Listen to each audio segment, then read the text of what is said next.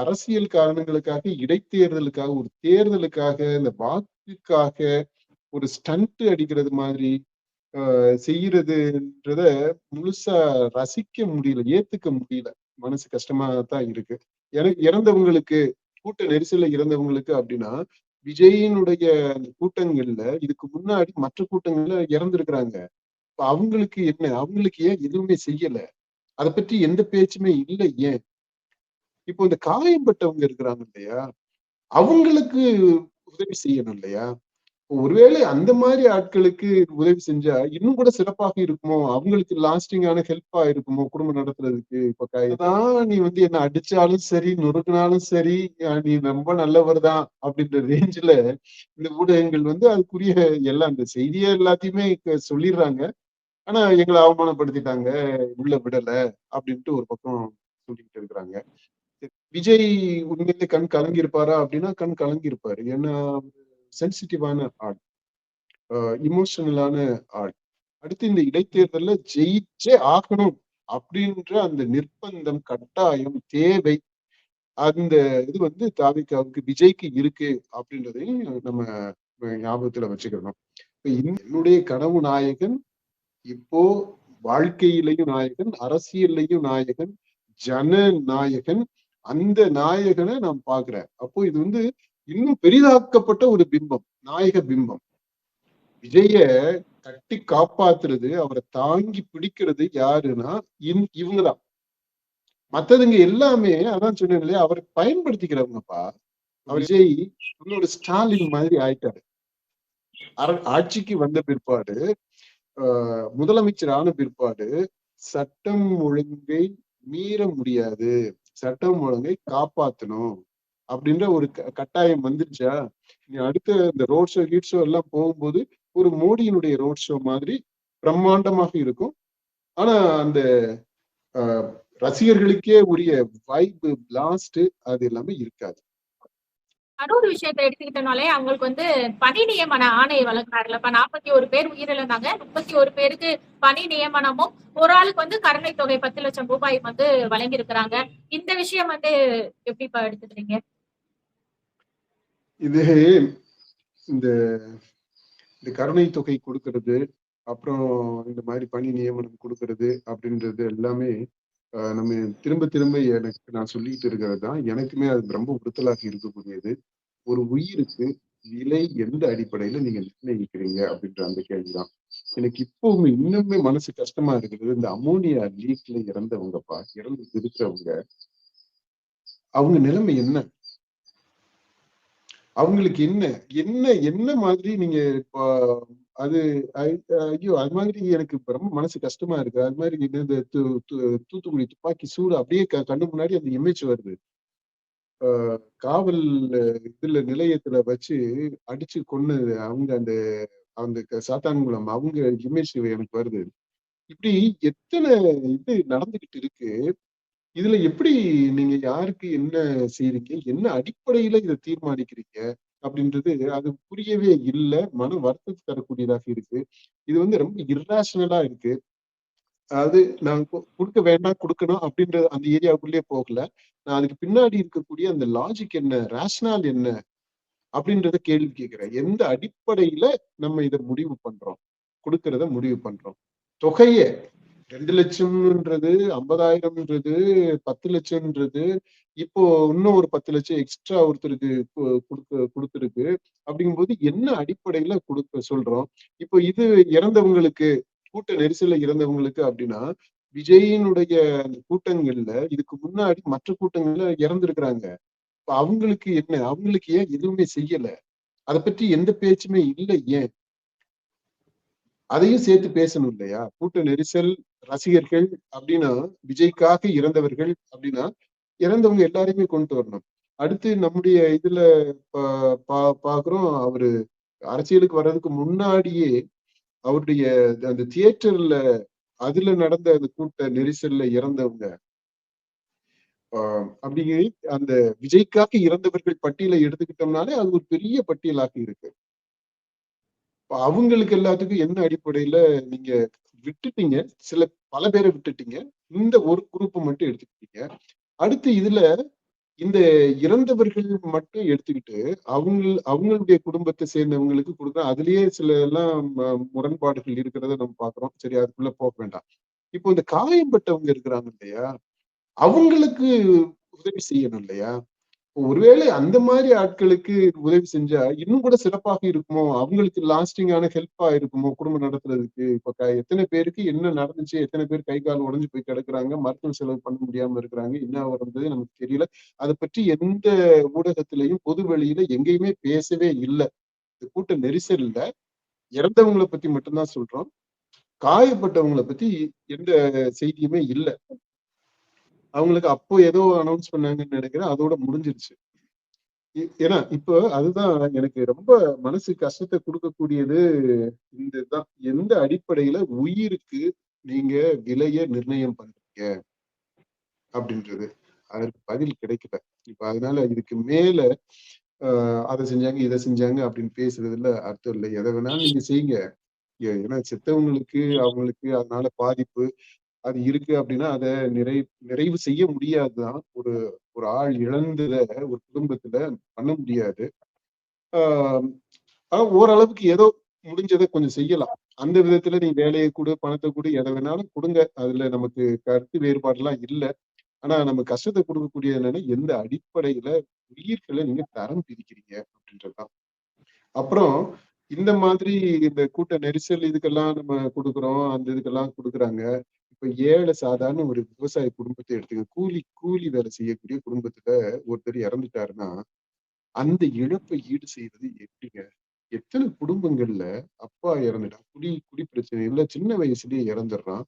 அந்த அம்மா தனியா பிள்ளைகளை கைப்பிள்ளைகளை வச்சுக்கிட்டு கஷ்டப்பட்டுட்டு கிடக்குறாங்க.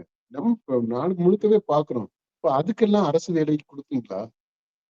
அந்த மாதிரியான மரணங்களுக்கு எத்தனை கைம்பெண்கள் தமிழ்நாட்டுல அவ்வளவு கைம்பெண்கள் இருக்கிறதா தரவுகள் இருக்கு. இப்ப அவங்க பிள்ளைங்களை வச்சுக்கிட்டு கஷ்டப்படுறாங்களே, அதுக்கு என்ன பண்ணுவோம்?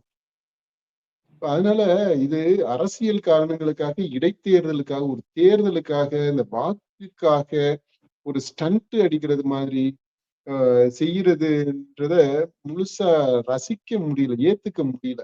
மனசு கஷ்டமா தான் இருக்கு. எனக்கு என்னுடைய கன்சர்ன் எல்லாமே பெருசா இன்னும் கொஞ்சம் பறந்துபட்டதாக இருக்கு. இன்னும் கொஞ்சம் ஆழமாகவும் பார்க்கணும். உயிருக்கு மதிப்பு கொடுத்து நம்ம பார்க்கணும்.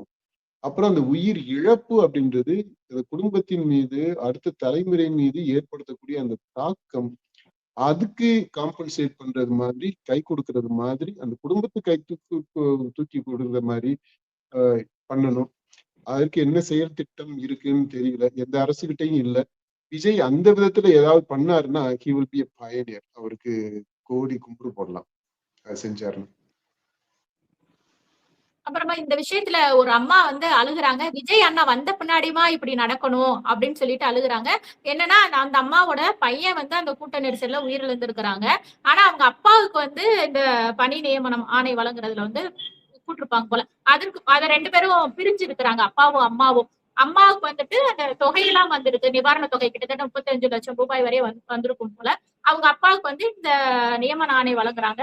ஆனா என்கிட்ட வந்து நான் பெத்த தாயிட்ட கேட்காம அவங்களுக்கு எப்படி கொடுக்கலாம், அவங்களுக்கு இதுக்கு சம்பந்தமே இல்ல, விஜய் அண்ணா வந்த பின்னாடி இந்த மாதிரி அநியாயம் நடக்கலாமா அப்படின்னு சொல்லிட்டு அந்த மாவட்ட ஆட்சியர் அலுவலகத்துக்கு வெளியே வந்து அந்த அம்மா அழுதுகிட்டு பேட்டி கொடுக்குறாங்கப்பா. ஆமா, நான் பார்த்தேன். அதுல அது அந்த கணவன் மனைவி பிரிஞ்சு இருக்கிறாங்க போல. பிரிஞ்சவர் அவரு ஒரு திருமணம் பண்ணி அவங்களுக்கு குடும்பம் வந்துட்டு போயிருச்சு. இறந்த இவங்களும் குழந்தை திருமணம் வந்து இந்த பண்ணிருக்கிறாங்க. அம்மாக்கு தான். எதுப்பா இவங்களும் திருமணம் பண்ணிருக்காங்க. இவங்களும் வேற ஒரு திருமணம் பண்ணிருக்கிறாங்கப்பா. பண்ணி இருக்கிறாங்க. இந்த குழந்தை வந்து அவங்கள்ட்ட இருந்திருக்கு. இப்ப என்னன்னா அவங்க அந்த முன்னாள் கணவன், முன்னாள் மனைவி அவங்க 2 பேரும் சுமூகமா ஏதாவது ஒரு பேசி முடிவுக்கு வந்திருக்கணும். இத விஜய் மீதோ அல்லது தாவிகா மேலோ குறையா சொல்றதுக்கு இல்ல. இது அவங்க 2 பேருக்கு இடையில உள்ள பிரச்சனை. அது அங்க இருக்கக்கூடிய அந்த மாவட்ட ஆட்சியர் அவங்க பார்த்து செட்டில் பண்ணி விடணும்னு நினைக்கிறேன். இதை நம்ம பெருசுபடுத்திக்க தேவையில்லை அப்படின்னு எனக்கு தோணுது. அது அவங்களுடைய குடும்ப பிரச்சனையாக இருக்கு. அதை அவங்க அந்த அளவுல அவங்க சால்வ் பண்ணிக்கணும். இதுல விஜயை கொண்டு வந்து நிறுத்தக்கூடிய அளவிற்கான அரசியலாக இது இல்லை அப்படின்றது என்னுடைய எண்ணமா இருக்கு.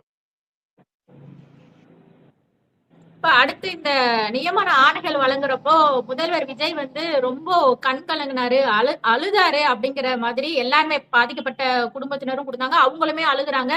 அவங்கள வந்து கன்சோல் பண்றாரு. அவருமே துக்கம் தாங்க முடியாம அழுதாங்கன்னு சொல்லிட்டு எம்பி ஜோதிமணி அவங்களுமே சொல்லியிருந்தாங்க.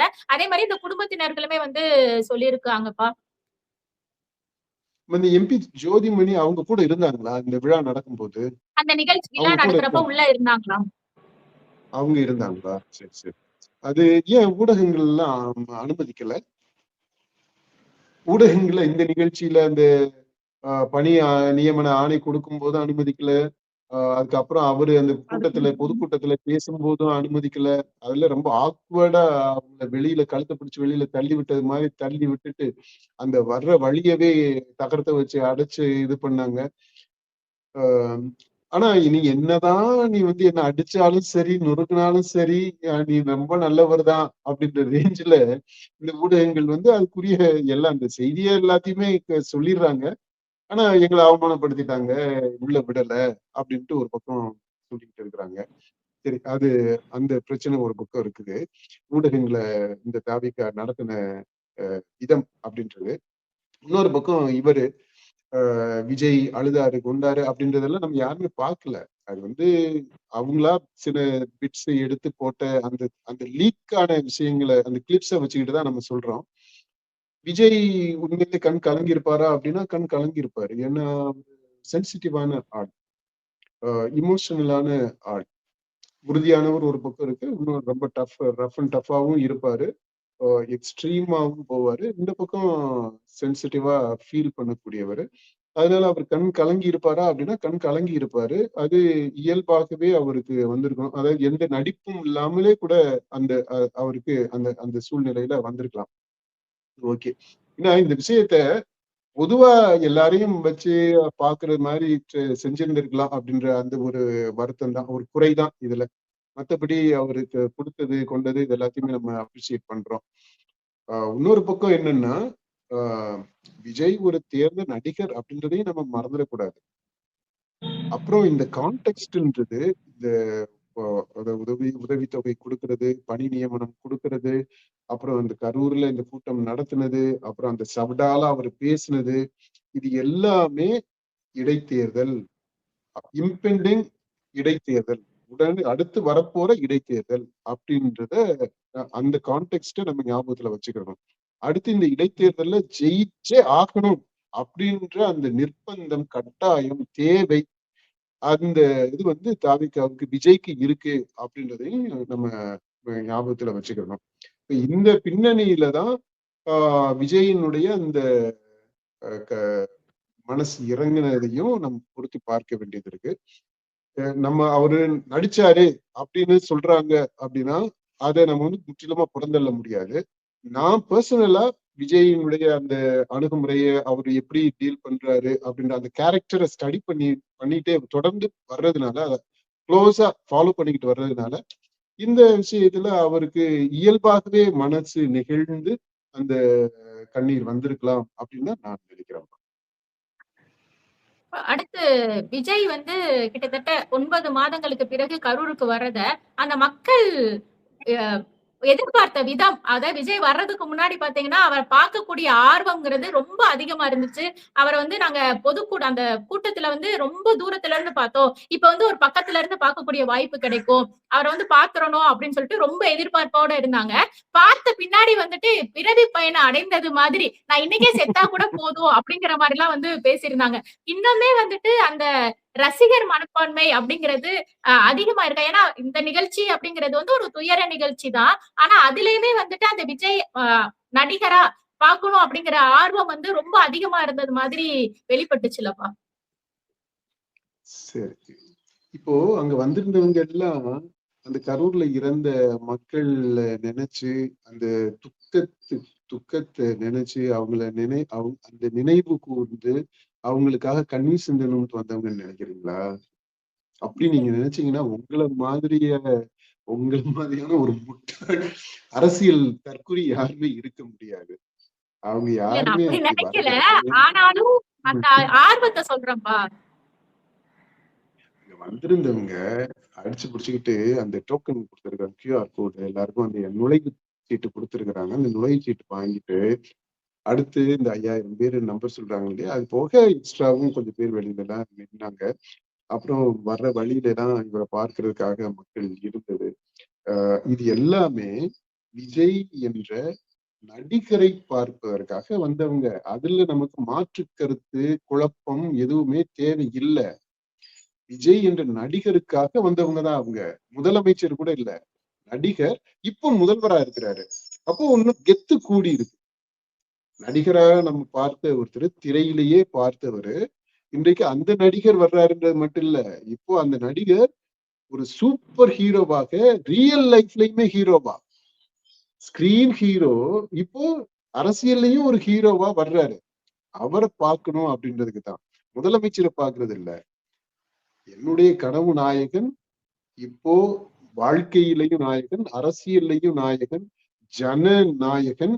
அந்த நாயகனை நான் பாக்குறேன். அப்போ இது இன்னும் பெரிதாக்கப்பட்ட ஒரு பிம்பம், நாயக பிம்பம். சினிமாவில பார்த்த பிம்பமே பெருசு. ஏன்னா கற்பனையில, கனவுல அவங்க உருவாக்கிக்கிட்டது. இப்போ அதை விட பல மடங்கு பெரிய, அப்புறம் யதார்த்த வாழ்க்கையிலே நடைமுறைப்படுத்தப்பட்ட ஒரு பிம்பம், பெரிய பிம்பம். அசுரன் மாதிரியான ஒரு பெரும் பிம்பம். அந்த நாயகனை பாக்குறது அப்படின்றது it's a fantastic lifetime experience. அதனாலதான் இந்த காட்சி எனக்கு அதுவே போதும், இப்படியே செத்து போனால் பரவாயில்லை அப்படின்ற அந்த மாதிரியான உணர்வு, வெளிப்பாடு, அதுதான் காரணம். ரசிகர்களாகத்தான் இருக்கிறாங்க. தாவேகாவில் இன்றைக்கு இருக்கக்கூடிய தொண்டர்கள் அப்படின்னு சொல்றவங்களே விஜயினுடைய ரசிகர்கள் தான். அவங்கதான் ஹார்ட் கோர் டிவிகே மெம்பர்ஸ். அவங்கதான் விஜய்க்காக உயிரையும் கொடுக்கக்கூடியவங்களாக இருக்கிறாங்க. இன்றைக்குமே இந்த தேர்தல் முடிஞ்ச பிற்பாடுமே விஜய்க்கு கூடவே இருக்கிறவங்க யாருன்னா இந்த ரசிகர்கள். மற்றவங்க எல்லாரும் அரசியலுக்காக, அரசியல் ஆதாயத்திற்காக சேர்ந்தவங்க, சேர்ந்துகிட்டு இருக்கிறவங்க. இப்ப ஆளுங்கட்சி ஆன பிற்பாடு இன்னும் நிறைய பேர் வந்துகிட்டு இருக்கிறாங்க. அது எல்லாமே விஜய யூஸ் பண்ணிக்கிறாங்க. விஜய் அப்படின்ற அந்த அரசியல்வாதிய, அரசியல் தலைவரை, முதலமைச்சரை, அவர்கிட்ட இருக்கக்கூடிய அதிகாரத்தை, அல்லது அவர் கையில இருந்து வழியக்கூடிய அந்த இதுல இருந்து வழியில கொஞ்சம் கொஞ்சம் வரும் பாத்தீங்களா, அந்த தேனை கையில எடுத்தவங்கன்னா அந்த தேன் கையில வழியும், அதை நக்குவாங்க. அப்போ அந்த மாதிரி வழியக்கூடிய அந்த அதிகார தேனை சுவைப்பதற்கு, நக்குவதற்கு காத்துக்கிட்டு இருக்கக்கூடிய பெருங்கூட்டம் அப்படி வந்துகிட்டே இருக்கிறாங்க. அது எல்லா விஜய்க்குமே தெரியும்.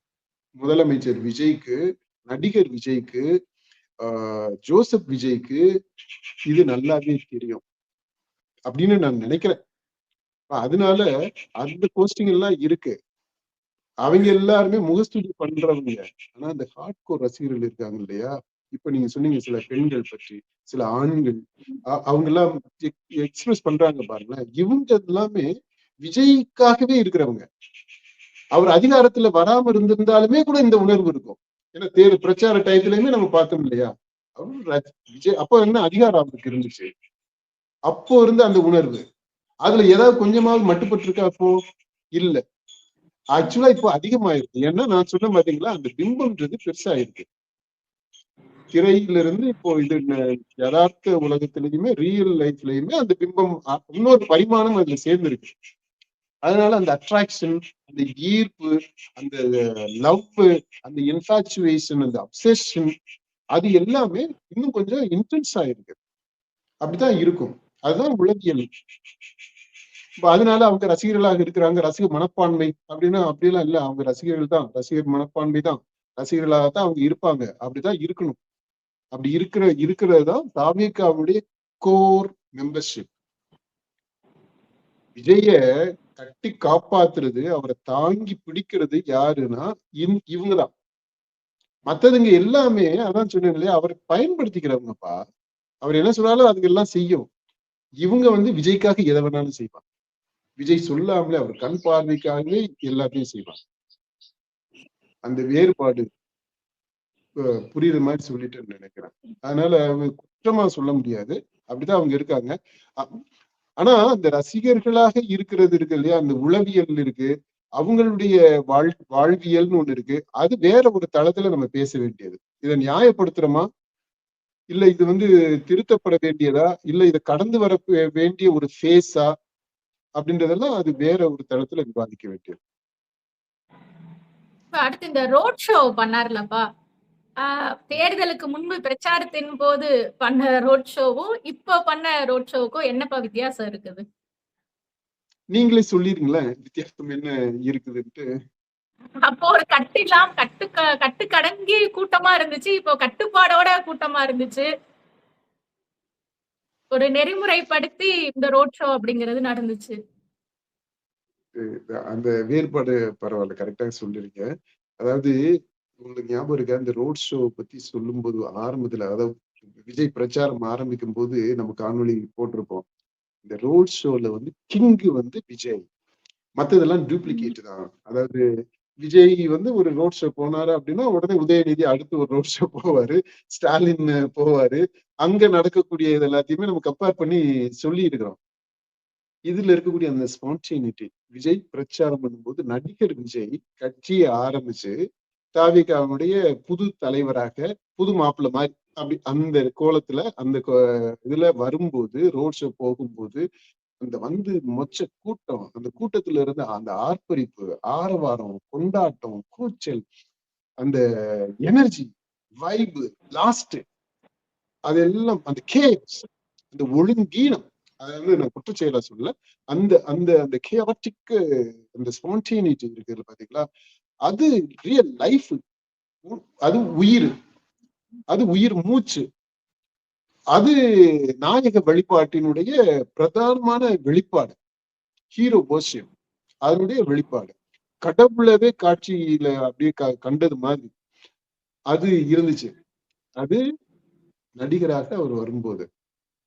இப்போ அப்போ நம்ம அந்த அந்த சூழல்ல நம்ம சொன்னோம், இவரையும் ஸ்டாலின் முதலமைச்சர் அவருடைய ரோட் ஷோவும் அதுல எப்படி ரொம்ப நீட்டா இருக்குது, ஒழுங்கா இருக்குது, உயிர் இல்லாம இருக்குது, ரொம்ப கிளினிக்கலா இருக்குது, சட்டம் ஒழுங்கு அது எல்லாத்தையும் காப்பாத்தி அது ஒரு மாதிரி ரொம்ப டூ நீட் அப்படின்றத சொன்னோம் இல்லையா?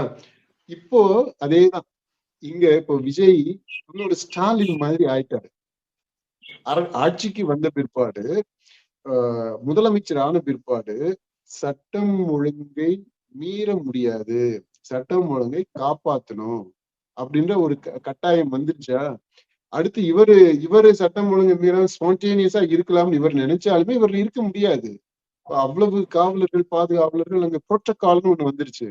அந்த புரோட்டோகால்லாம் இருக்கும்போது ஆட்டோமேட்டிக்கா உங்களுக்கு இவருக்கும் இவர்களுடைய ரசிகர்களுக்கும் இடையில ஒரு டிஸ்டன்ஸ் வந்துருது.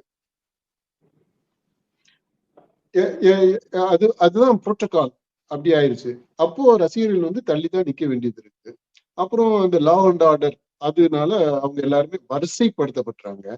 இந்த கேம்பெயின் டயத்துல எங்கேயாவது ஒரு இடத்துல ஒரு ஒழுங்குன்னு ஒண்ணு இருந்துச்சா? வரிசைன்னு ஒண்ணு இருந்துச்சா? இல்ல. இவர் வண்டியை மூவ் பண்ண முடிஞ்சுச்சா? எல்லாம் நம்ம பார்த்தோம் இல்லையா? வண்டி மேல ஃப்ரண்ட்லப்பா, முன்னால கூடிய ஏறான் மேல, அது எல்லாத்தையுமே நம்ம பார்த்தோம். அங்க எம்எல்ஏ கேண்டிடேட் அவரே ஏறிதான் போய்கிட்டு இருந்தாப்புல வண்டியில. அவர் அந்த பிரச்சாரம் பண்ணும்போது அந்த சூழ்நிலையில ஏறித்தானே போறாங்க குறுக்கு வழியில. அப்படி அந்த மாதிரிதான் நம்ம பார்த்தோம். அதெல்லாம் இப்ப செய்ய முடியாது. Because is representing the state. Tamil Nadu அரசை ரெப்ரசன்ட் பண்ணக்கூடியவராக இருக்கிறாரு விஜய். முதலமைச்சர்னா அந்த மாதிரியான ஒரு பெரிய அங்க வந்துருது. அதனால அப்படிதான் இருக்கும். நீ அடுத்த இந்த ரோட் ஷோ கீட் ஷோ எல்லாம் போகும்போது ஒரு மோடியினுடைய ரோட் ஷோ மாதிரி பிரம்மாண்டமாக இருக்கும். ஆனா அந்த ரசிகர்களுக்கே உரிய வைப்பு, பிளாஸ்ட் அது எல்லாமே இருக்காது. உயிரற்ற ஆனா பிரம்மாண்டமான ஒரு ரோட் ஷோ இருக்கும். இங்க எப்படி ஸ்டாலினுக்கு ரோட் ஷோ இருந்துச்சோ அது, அதை ஸ்டாலின் இதை விட இன்னும் கொஞ்சம் பிரம்மாண்டமா இருக்கும். அதான் மோடி சொல்லு, மோடிக்கு உரிய அந்த ஷோ அந்த அளவிற்கு இருக்கும். இந்த விஷயத்தான் அப்போ அந்த சூழ்நிலையில ஆதவ அர்ஜுனா விமர்சனம் பண்ணியிருப்பாரு. அன்னைக்கு வேட்புமனு தாக்கல் செய்த அன்னைக்கு ஸ்டாலினுக்கு கூட்டின கூட்டத்தையும் விஜய்க்கு கூட்டின கூட்டத்தையும் ரெண்டையும் ஒப்பிட்டு பேசியிருப்பாரு. அங்க யாருமே இல்ல, இங்க பாத்தீங்களா எவ்வளவு கூட்டம் இருந்துச்சு அப்படின்னு சொல்லி. ஆனா இப்போ சொன்ன மாதிரி அந்த சட்டம் அதுக்குன்னு ஒரு ரூல் புரோட்டோகால் இருக்குங்கிறதுனால அந்த ஸ்டாலினுக்கான ஒரு நெறிமுறையோட அது நடந்துச்சு. இங்க நடக்கல. இப்போ அப்படியே அவங்களுக்கு இதே மாதிரி தானப்பா நடந்திருக்கு. அந்த கூட்டம்ங்கிறதுமே ஒரு அந்த அளவுக்கு இல்லாத மாதிரி தானே இருந்துச்சு. ஆதவ அர்ஜுனா சொன்னது வந்து இப்போ அப்படியே முரண்பாடா இருக்குதுல்ல. முரண்பாடு இல்ல. அத இவங்களுக்குமே அந்த இது பொருத்தி பார்க்கக்கூடிய ஒரு நிலையில இருக்குதுல்ல. ஆமா, இப்ப அதான் அது அதுக்கு கரெக்ட் தான். உங்களுடைய அப்சர்வேஷன் வந்து நீங்க சொல்ற அந்த ரிமார்க் வந்து ரொம்ப பொருத்தமானது. ஒரே ஒரு சின்ன என்னுடைய அப்சர்வேஷன் என்னன்னா, இந்த தேர்தல் பிரச்சாரம் நடக்கும்போது அந்த புரோட்டோகால் இது எல்லாத்தையும் பெருசா ஃபாலோ பண்றது இல்ல. பிரச்சாரம் வரும்போது தேர்தல் பிரச்சாரத்துல அந்த பொது தேர்தல்ல அதனால ஸ்டாலின் முதலமைச்சராக இருந்தாலுமே கூட அவர் வந்து தேர்தல் ஆணையம் அந்த அட்மினிஸ்ட்ரேஷன் அது இது எல்லாத்தையுமே கண்ட்ரோல் பண்ணக்கூடிய அதனுடைய மேற்பார்வையின் கீழே இயங்கக்கூடியதாக நிர்வாகமே மாறிடும். இல்ல அப்படிப்பட்ட சூழ்நிலையில ஸ்டாலின் வந்து இன்னும் ஸ்பான்டேனியஸா பண்ணியிருந்திருக்க முடியும். அந்த புரோட்டோகால்ஸ் அது எல்லாமே கொஞ்சம் கம்மி தான், நாட் சோ ஸ்ட்ரிக்ட். இப்போ விஜய்க்கு இருக்கக்கூடிய அந்த அளவிற்கு நெருக்கடியான அந்த இது அப்போ இல்லை. ஆனா அவரு இந்த தேர்தல் அனௌன்ஸ் பண்றதுக்கு முன்னாடி ஸ்டாலின் எப்படி இருந்தாரோ ஏறத்தாழ அந்த நிலையில தான் விஜய் இன்னைக்கு இருக்கிறாரு முதலமைச்சராக. அந்த தேர்தல் சூழ்நிலையில ஒப்பிட்டு பார்க்கும்போது ஆதவ அர்ஜுனா சொன்ன விஷயத்துல முக்கால்வாசி ஏற்றுக்க முடியாது. ஆனா கால்வாசி அதுல உண்மை இருக்கு. இன்னும் கொஞ்சம் கூட்டத்தை கூட்டி இருக்க முடியும் ஸ்டாலினுக்கு. அந்த ஒரு வாய்ப்பு இருந்தது, அந்த ஸ்பேஸ் இருந்தது. ஆனா அவருக்கு அவ்வளவுதான் கூட்டம் வந்தது அந்த சூழ்நிலையில. விஜய்க்கு அப்கோர்ஸ் அவருக்கு எந்த சட்டம் ஒழுங்கு எதுவுமே கிடையாது அந்த டயத்துல. அதனால கூட்டம் நிறைய இருந்துச்சு.